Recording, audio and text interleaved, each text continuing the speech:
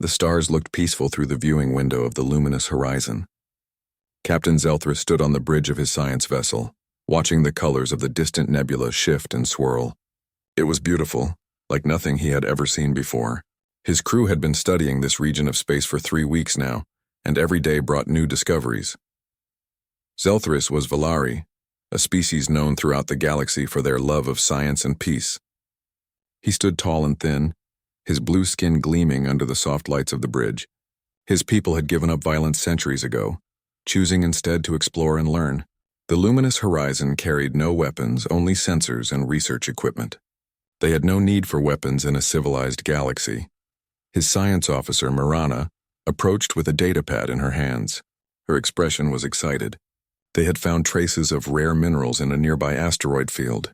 Nothing dangerous, just interesting. Zelthrus smiled and approved a closer study. This was what the Valari did best, learning about the universe without harming anyone or anything.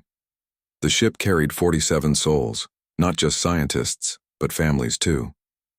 Young ones ran through the corridors, learning about space travel from their parents. It was their first time away from the home world, and everything amazed them. The mission was supposed to be perfectly safe. This region of space was empty, far from any conflicts or dangers. The Galactic Federation kept peace in most areas, and the Valari never ventured where peace did not exist. Young Terran sat at her communications station, monitoring the quiet channels. She was barely an adult by Valari standards, fresh from the academy. This was her dream job, serving on a deep space research vessel. She hummed softly to herself as she checked the scanners. Nothing but empty space and distant stars. Perfect. Then everything changed. The alarms screamed to life. Red lights flashed across every console. Terran jumped in her seat, her heart's racing. The scanner showed 3 massive ships emerging from behind an asteroid cluster. They were enormous, covered in dark armor and bristling with weapons. Nothing in the Federation database matched their design. Zelthrus felt his blood turn cold. He knew what these ships were. The Krell. Stories about them had reached the Federation councils, whispered warnings from the Outer Rim. They were warriors from beyond known space, a species that lived for conquest and battle. They took what they wanted and destroyed what they could not take. The first blast hit the luminous horizon before Zelthrus could even order evasive action. The ship shuddered violently. Systems sparked and died. The engines went offline, leaving them dead in space. Marana cried out as her console exploded in a shower of sparks. Zelthrus helped her up, his hands shaking. He opened a communication channel to the approaching ships. His voice was steady despite his fear. He announced that they were a civilian science vessel with no weapons and no military value. They had families aboard, including children. He begged them to let his ship go in peace. The response was laughter. Deep and cruel, a face appeared on the view screen, and Zelthrus felt his hope die. The creature was massive, covered in thick scales that looked like armor. Its eyes were yellow and cold. This was Warlord Vexer, commander of the Krell raiding fleet. Vexer spoke in broken galactic standard, his voice like grinding rocks. He told Zelthrus that please meant nothing. The Valari crew would be taken as slaves. Their ship would be stripped for parts and resources. Resistance would mean death. Cooperation would mean slavery. There were no other options. The Krell boarding craft attached to the hull with heavy thuds. Zelthrus heard the cutting torches burning through the airlock. He looked at his crew, seeing their terror. These were scientists and teachers, not fighters. They knew nothing of combat or resistance. Their civilization had forgotten how to fight centuries ago. The Krell warriors poured through the breach. They were giants, each one standing over 8 feet tall. Their armor was thick and battle-scarred. They carried weapons that looked designed to cause maximum pain. They grabbed the Valari crew members roughly, shoving them toward the cargo bay. Some of the young ones cried in fear. Their parents tried to comfort them but could offer no real hope.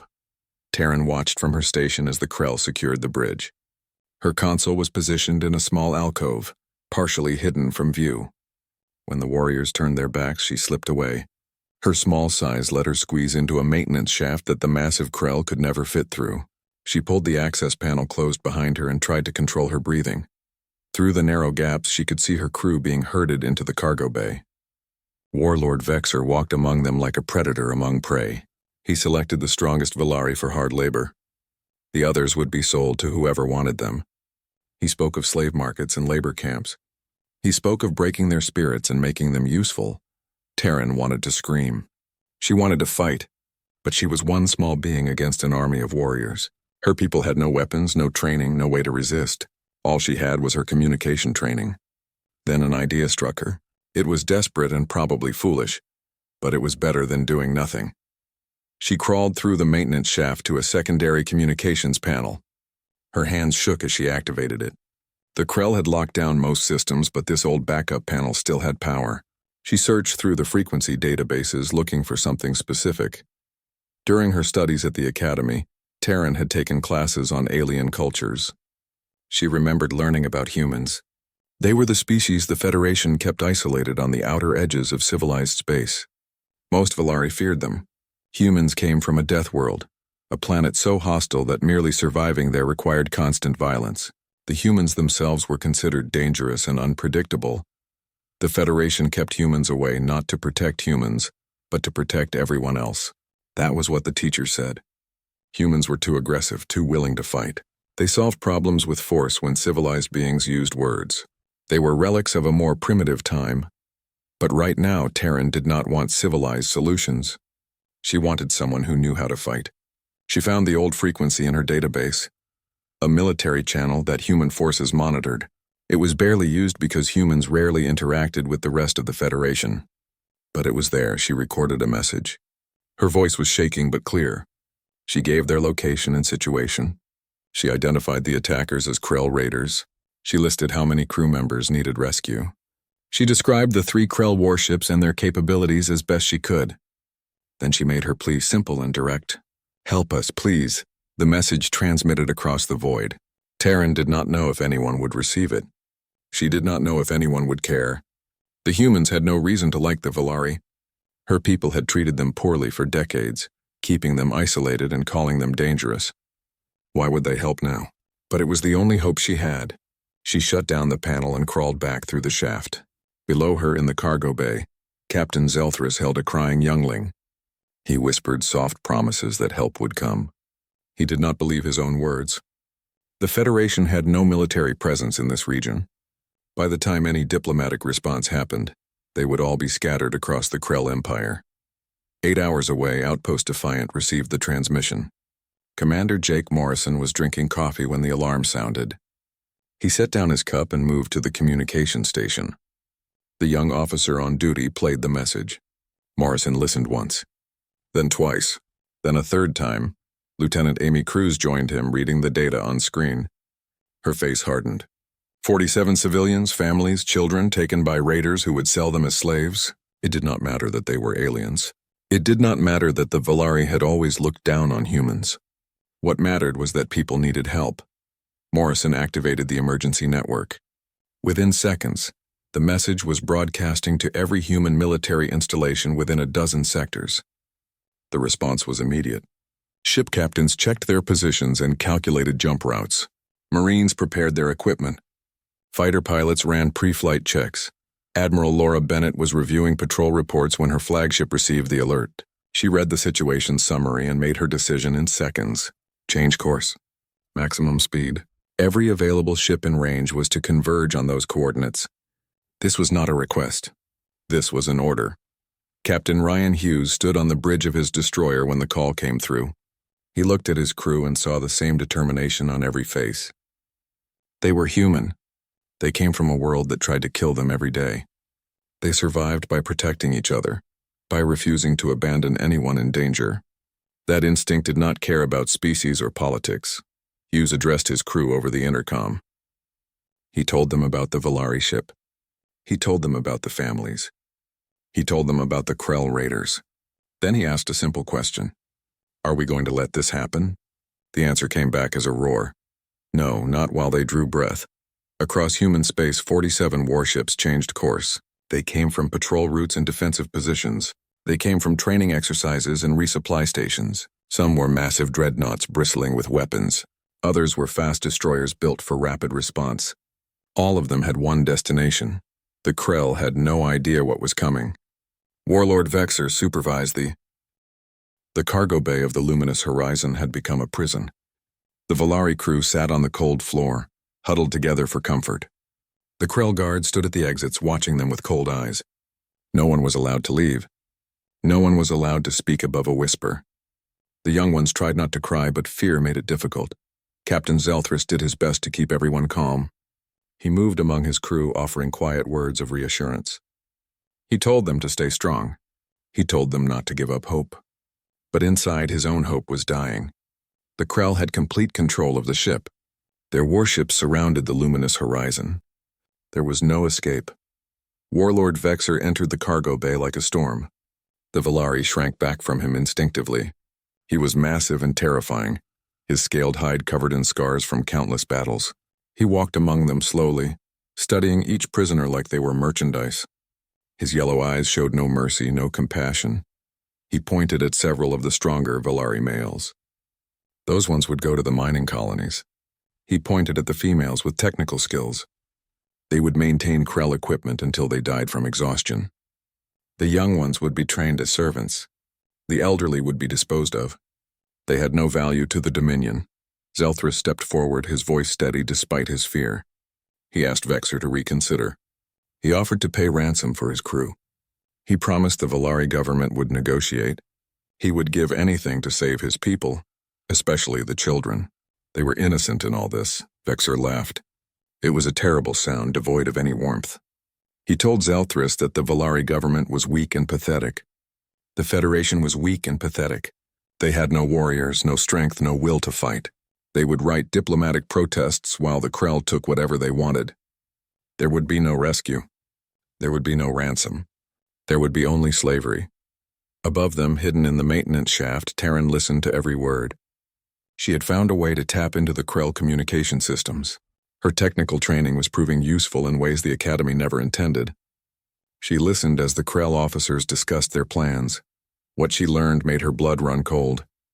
The luminous horizon was not a random target. The Krell had been raiding this entire sector for months. They had tested Federation defenses and found them completely absent. Every ship they attacked had surrendered without a fight.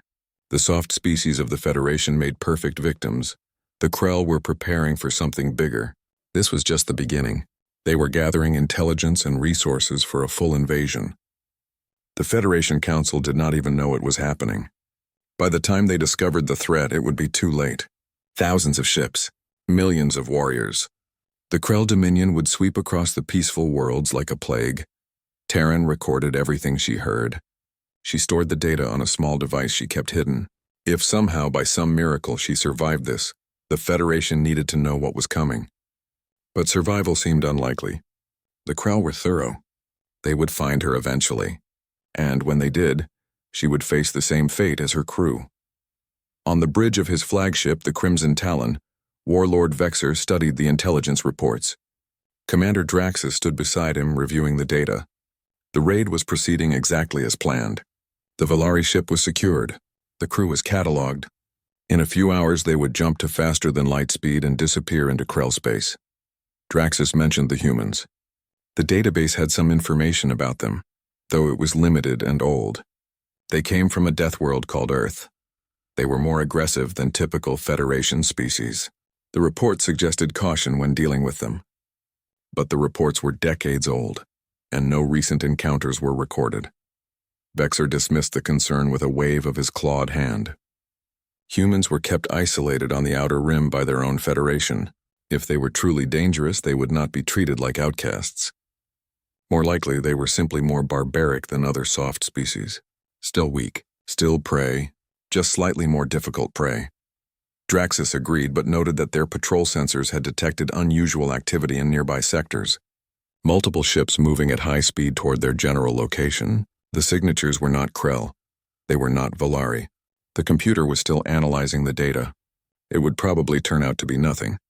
Merchant vessels fleeing the area, most likely. Meanwhile, across the vast distances of space, the human armada was gathering. Admiral Laura Bennett stood in the command center of her flagship, the EDS Vengeance. The holographic display showed the tactical situation. Her fleet was assembling faster than she had dared hope. Ships from every corner of human territory were converging on a single point. Commander Marcus Flynn presented the intelligence analysis. The Krell were formidable opponents. Their ships had heavy armor and powerful weapons. Their warriors were experienced and brutal. Standard Federation tactics would fail against them completely. But humans did not use standard Federation tactics. Bennett studied the Krell warship designs carefully. She noted their strengths and weaknesses. Heavy forward armor but weaker side coverage. Powerful main guns but limited point defense systems. They were built for direct assaults against soft targets, not for fighting an enemy that used coordinated tactics and hit-and-run strategies. She began formulating the battle plan. The Krell expected their opponents to either flee or surrender. They had never faced an enemy who would attack with overwhelming force and precision. That would be their first mistake. Their second mistake was threatening civilians. Humans took that very personally. Captain Ryan Hughes joined the tactical meeting via video link. His destroyer was one of the closest ships to the target location. He would arrive first, but Bennett ordered him to wait for the main fleet. This needed to be a coordinated strike, not a heroic but suicidal solo attack. Hughes agreed, though his crew was eager to engage immediately. Lieutenant Karen Webb, Hughes's first officer, reviewed the rescue operation plan. The hostages were their primary concern. Every tactical decision had to account for their safety. That meant they could not simply destroy the Krell ships. They needed to disable them first, then board and extract the prisoners. It would be dangerous and complicated. Lieutenant Greg Palmer, the tactical officer, suggested a multi-phase approach. First, overwhelm the Krell with superior numbers and firepower. Second, target their weapons and engines to disable them. Third, send in marine assault teams while the fleet provided cover. Fourth, secure the hostages and get them to safety. Only then could they finish off the Krell warships. Hughes approved the plan and added one detail. No mercy for the Krell who harmed the civilians. The ones who surrendered would be treated according to military law. The ones who fought would be destroyed. The galaxy needed to understand that attacking innocent people would have consequences, severe consequences. Throughout the human fleet, Marines prepared their equipment. They checked their armor systems and weapons. They reviewed the ship layouts of Valari vessels. They practiced breaching techniques and hostage rescue procedures. These were elite soldiers, trained to fight in any environment against any opponent. But this mission was special.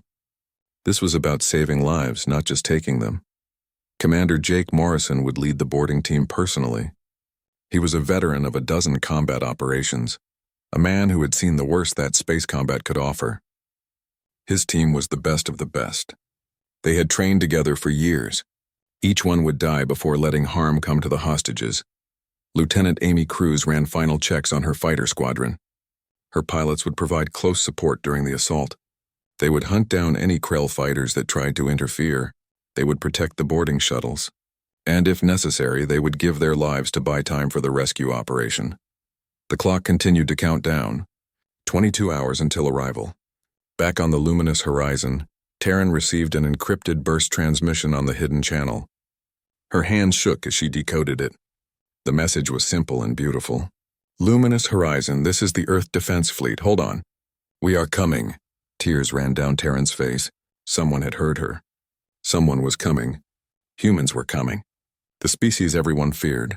The species her people had shunned and isolated. They were dropping everything to rescue strangers. She had to tell the captain.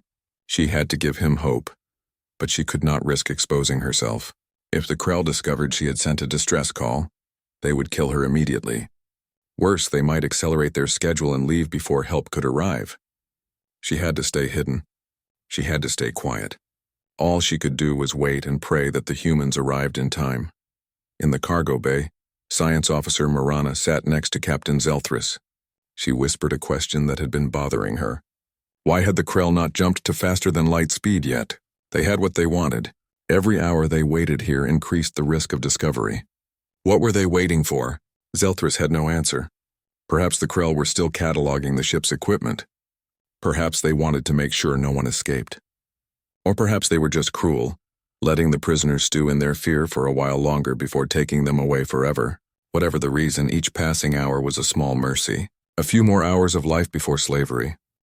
Space itself seemed to hold its breath. The Krell warships maintained their position around the luminous horizon, confident and relaxed. Inside the captured science vessel, the Valari crew sat in terrified silence. They did not know that help was coming. They did not know that 47 human warships were about to arrive.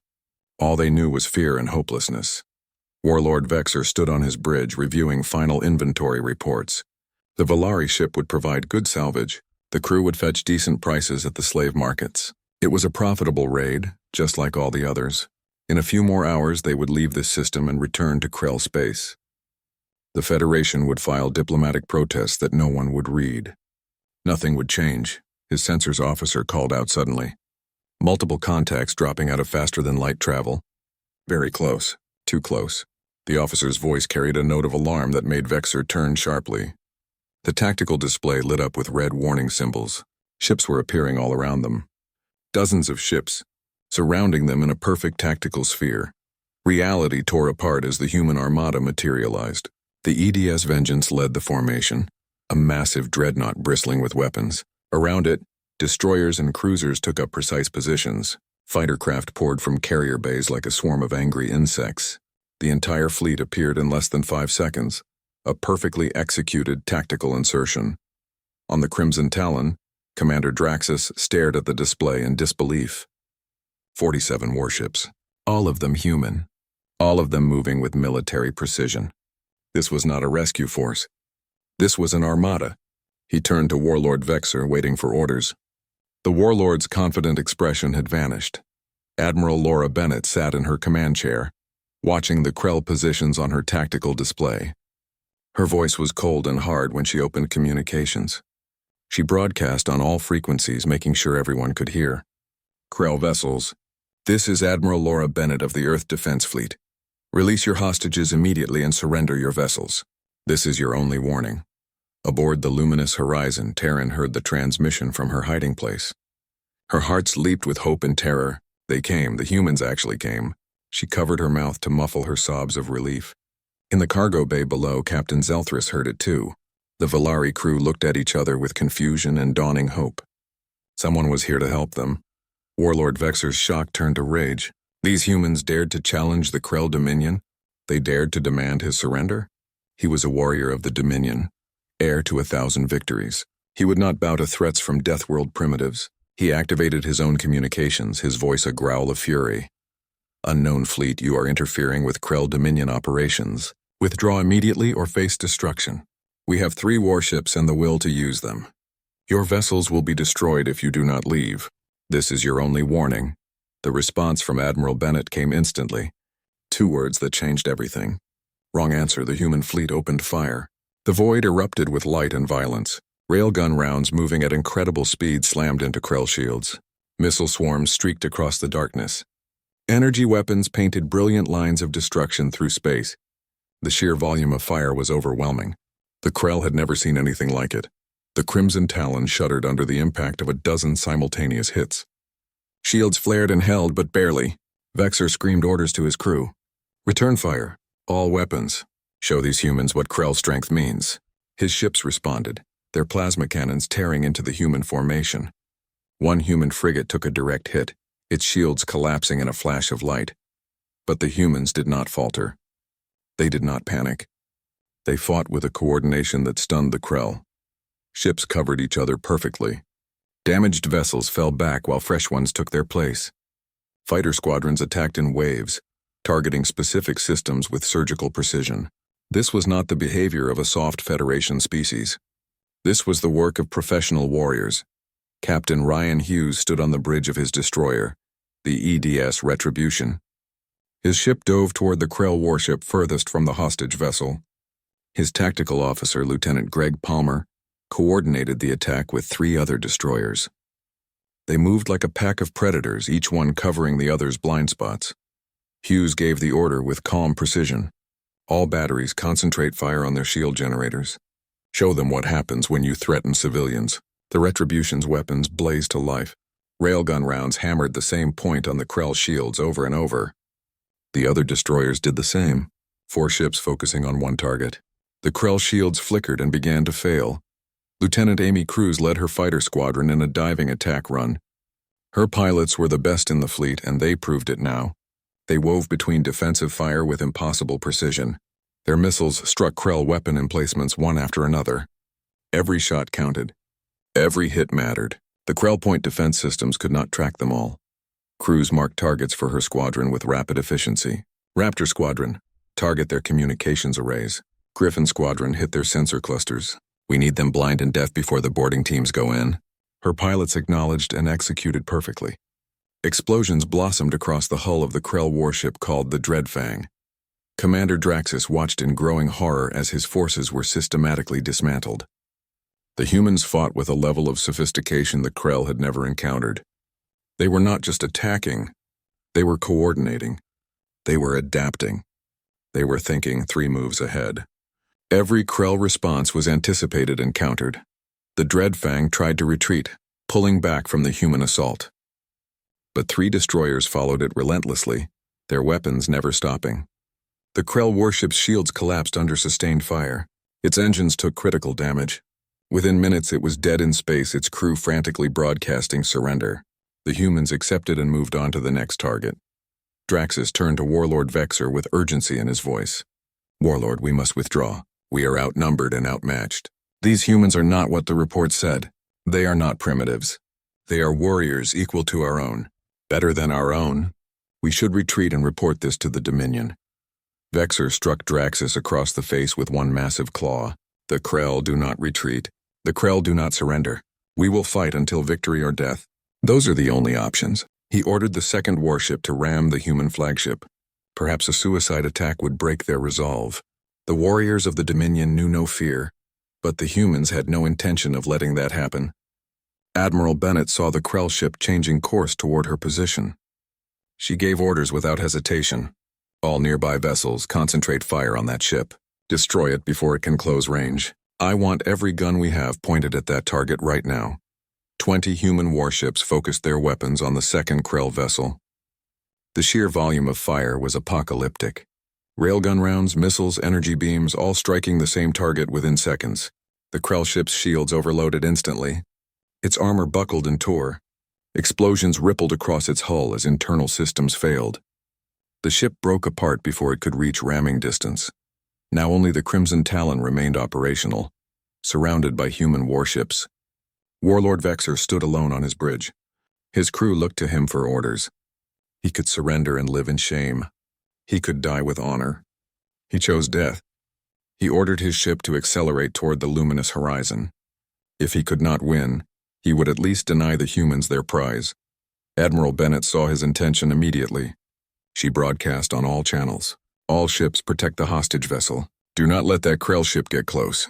Authorization granted for maximum force. And this now. The human fleet responded with overwhelming violence. Every ship in range opened fire at once. The Crimson Talon was engulfed in a storm of weapons fire. Its shields lasted less than 3 seconds. Its armor held for perhaps 5 more. Then the ship simply disintegrated, torn apart by forces it could not withstand. Warlord Vexor died without ever understanding what he had truly faced. Silence fell across the battlefield. 3 Krell warships were destroyed or disabled. The human fleet held position, weapons still charged and ready. But there were no more targets. The battle was over. The humans had won. Now came the difficult part. The rescue. Commander Jake Morrison stood in the assault shuttle with his Marine team. They wore heavy combat armor and carried weapons designed for close-quarters fighting. Their mission was simple but dangerous. Board the luminous horizon. Secure the hostages. Eliminate any Krell who resisted. The shuttle approached the science vessel under covering fire from the fleet. Krell guards on the ship realized what was happening too late. They rushed to defensive positions, but they were already defeated. They had just watched their entire fleet destroyed. They knew what was coming for them now. Morrison's team breached the hull with precision charges. The Marines poured through the opening in a coordinated rush. They moved like a single organism, each one covering specific angles and sectors. Their armor made them look like giants. Their weapons made them look like death itself. The cargo bay of the luminous horizon had transformed. Where Krell guards once stood threatening their prisoners, human medics now moved gently among the rescued Villari. They checked for injuries and offered water and food. The young ones watched these armored giants with wide eyes, their fear slowly replaced by curiosity. Captain Zelthrus sat with Admiral Laura Bennett in what remained of his ready room. The Krell had damaged much of the ship's interior, but this small space was intact. Bennett had removed her helmet, showing her human face. She looked tired but satisfied. Zelthrus struggled to find words for what he was feeling. Finally, he spoke. "Why, we have never been kind to your people. The Federation treats humans as outsiders. We call you dangerous. We keep you isolated. Why would you risk everything to save us?" Bennett looked at him with gentle understanding. "Because it was the right thing to do. Because you needed help and we could provide it. The past does not matter when lives are at stake. We do not save people because they like us. We save them because they need saving. That is what makes us human." Zelthrus felt tears forming again. His people had been so wrong about humanity. They saw only the violence and aggression. They never looked deeper to see the compassion that guided that strength. Humans were not monsters. They were protectors. Dangerous, yes, but dangerous to those who threatened the innocent. In the medical bay, young Terran sat on an examination table while a human doctor checked her vital signs. The doctor was gentle and professional, treating her with the same care she would give her own species. Terran watched the humans moving around the bay, helping her crew members with patience and skill. Commander Jake Morrison entered the bay and approached her. His armor made him look massive, but his voice was kind. "The doctor says you are healthy. That is good. You were brave to hide and send that message. Without you, we might not have arrived in time." Terran looked down at her hands. "I was terrified. I am not brave. I am just a communications officer. I know nothing about fighting or warfare." Morrison sat down beside her, careful not to crowd her. "Being brave does not mean you are not afraid. It means you do what needs to be done despite the fear. You did that. Your crew is alive because of you." Aboard the human flagship, Commander Marcus Flynn was interrogating the captured Krell officer. Commander Draxus sat behind a force field. His pride shattered along with his fleet. Flynn did not threaten or torture. He simply asked questions and waited for answers. The Krell warrior found this approach more unsettling than violence would have been. Draxus answered the questions truthfully. There was no point in lying now. He explained the Krell raids across the sector. He described the Dominion's plans for a larger invasion. He admitted they had thought the Federation was weak and helpless. They had been wrong. Terribly wrong. Flynn asked the obvious question. "Why did you think you could win? You studied the Federation. You must have found information about humans." Draxus nodded slowly. "We found reports. They said humans were aggressive and dangerous. But they also said humans were isolated and kept away from the rest of the Federation. We thought that meant you were weak. Primitive. We did not understand the truth. What truth is that?" Flynn asked. Draxus looked at him with something like respect. "The Federation does not isolate you to protect themselves from your weakness.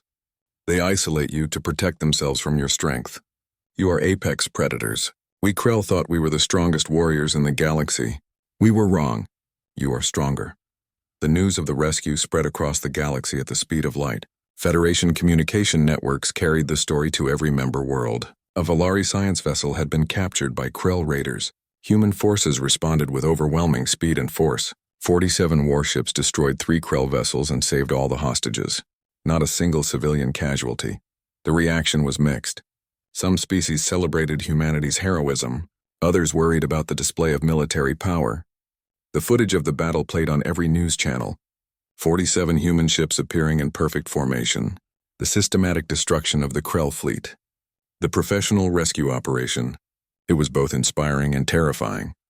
The Federation Council called an emergency session. Ambassador Helen Shaw stood before the assembled representatives, facing their questions and concerns. The Threxian counselor demanded answers. How did humans mobilize such a force so quickly? Were they building a secret armada? Were they planning to use this military might against the Federation itself? Shaw remained calm and patient. "We did not build anything in secret. Every ship you saw was part of our existing defense forces. They were already deployed at patrol stations and defensive positions. When the distress call came, they responded. This is what our military is designed to do, protect and rescue, not conquer." She paused and looked around the chamber. "You kept us isolated because you feared what we might do. But you never asked what we would do. Today you have your answer. When innocent people called for help, we came. We risked our lives for strangers who have never shown us kindness. That is who humans are. Perhaps it is time you saw us as we truly are, not as you fear us to be." The chamber fell silent. Many counselors looked uncomfortable. They had treated humans poorly for decades, keeping them away from civilized society. And when crisis struck, those same humans were the ones who answered the call. It was humbling and shameful. Captain Zelthris was invited to speak before the council. He stood at the same podium and addressed the assembled representatives. His voice was strong and clear. I am alive because of humans. My crew is alive because of humans. Our children are alive because of humans. They did not ask for payment. They did not demand favors. They simply came when we called for help. He looked directly at the counselors who had questioned human motives. I have spent my life believing that peace meant avoiding all violence. The Krell taught me I was wrong. Peace must sometimes be defended with strength. Humans understand this. They know when to fight and when to show mercy. They are not the threat to civilization. They are its guardians. The council voted on a series of proposals that would change everything. Establish a formal military alliance with humanity. Grant human forces broader authority to respond to threats. Invest in joint defense initiatives. The vote was not unanimous, but it passed with a strong majority. The age of human isolation was ending. Back on the luminous horizon, Science Officer Marana approached Lieutenant Amy Cruz in the repaired galley. The human was sharing her rations with some of the Valari crew members, talking with them about their experiences. Marana waited for a quiet moment before speaking. I need to apologize. At the academy, we were taught that humans were too violent to be civilized. We were told to avoid your species. I believed it without question. I was wrong, and I am sorry. Cruz smiled sadly. You are not completely wrong. We are violent. Earth made us that way. Our world was harsh and dangerous. We had to learn to fight or we would have died out. But we also learned compassion and loyalty. We learned that strength means protecting those weaker than us. Violence is a tool, not a way of life. We know when to use it and when to put it away. Mirana nodded slowly. She was beginning to understand. Humans were complicated. They were capable of great violence and great kindness. They could destroy enemies without mercy and then turn around and save strangers with equal dedication. It was not a contradiction. It was balance. Aboard his destroyer, Captain Ryan Hughes stood on the bridge with his first officer, Lieutenant Karen Webb. They watched as the Vellery ship prepared to return home under escort. The rescue mission was complete. Every hostage was safe. The Krell threat was neutralized. It was a perfect operation. Webb spoke quietly. This changes everything, does it not? The Federation will never see us the same way again. Some will be grateful. Others will be afraid. Either way, we cannot go back to being the outcasts they ignore. Hughes nodded thoughtfully. Maybe that is not a bad thing. We have been trying to fit into their idea of civilization. Maybe it is time they understood ours. We are not monsters, but we are not going to apologize for being what Earth made us. We are survivors. We are fighters. We are protectors. Let them see all of it. Admiral Bennett called a meeting of her senior staff. She addressed them with pride and caution. Today we did something extraordinary. We saved lives and showed the galaxy what humanity is capable of. But this is just the beginning. The Federation will need our help again. The Krell will remember this defeat. We must be ready for what comes next. She looked at each officer in turn. We have proven we can fight. Now we must prove we can be trusted with that power. We must show the galaxy that strength and honor can exist together, that we will defend the innocent but never become oppressors ourselves. This is our responsibility now. Commander Marcus Flynn spoke up. The Krell will spread word of this defeat throughout their territory. Some will see it as a reason to avoid humanity. Others will see it as a challenge. We need to be prepared for both reactions. Flynn was right. The Krell Dominion would not forget this humiliation easily. On Krell Prime, in the throne room of the Dominion, Grand Warlord Thrukkon reviewed the reports from the disaster. 3 warships lost, hundreds of warriors dead, Warlord Vexer killed in action, all because 3 months had passed since the rescue of the luminous horizon. The galaxy was still adjusting to the new reality. The Federation Council chamber buzzed with activity, as representatives from 47 member species gathered for a historic vote. Ambassador Helen Shaw stood at her designated position, watching the proceedings with careful attention. The proposed military alliance with humanity had been debated for weeks. Some species enthusiastically supported it. Others remained cautious. But the facts were undeniable. Krell raiding in Federation space had stopped completely after the Luminous Horizon incident. The Dominion had withdrawn its forces and ceased all hostile operations. One human response had accomplished what decades of diplomatic protests could not. Captain Zelthris had been invited to speak before the vote. He stood at the central podium, his blue skin showing faint scars from his ordeal. His voice carried across the chamber with strength and conviction. I speak not as a politician, but as someone who was saved by human courage. My crew and I were captured by the Krell. We faced slavery and death. The Federation had no military forces to help us. But humanity came, he paused, letting his words sink in. They came with 47 warships. They destroyed 3 enemy vessels. They risked their lives for people they had never met, from a species that had treated them poorly for decades. They asked for nothing in return. They simply did what was right. If that is not the definition of true allies, then I do not know what is. The vote was called. The results appeared on displays throughout the chamber. An overwhelming majority in favor. The military alliance was approved. Human forces would be integrated into Federation defense planning. Joint training exercises would begin immediately. A new era of cooperation was beginning. Shaw felt relief wash over her. This was not just about military cooperation. This was about acceptance. Humanity was no longer the dangerous outsider kept at a safe distance. They were partners. They were allies. They belonged. On Earth, in the capital city, Admiral Laura Bennett was promoted to Supreme Commander of Federation Defense Forces. It was a newly created position, and she was its first holder. Her mandate was clear but challenging. Build a military capable of defending peaceful species while maintaining ethical standards. Train Federation forces in tactics they had never needed before. Create a unified defense network from dozens of species with different capabilities. Bennett stood before the assembled officers from multiple worlds. Some were human. Many were not. All of them looked to her for leadership. She spoke with quiet authority. We are not building an army of conquest. We are creating a shield for the innocent. Every species here brings unique strengths. Our job is to combine those strengths into something greater than the sum of its parts. The Volari officers in the room stood a bit straighter. They had volunteered for military training, something their pacifist culture had never encouraged before. They wanted to learn how to defend themselves. They wanted to ensure they never faced another situation like the luminous horizon without the skills to fight back.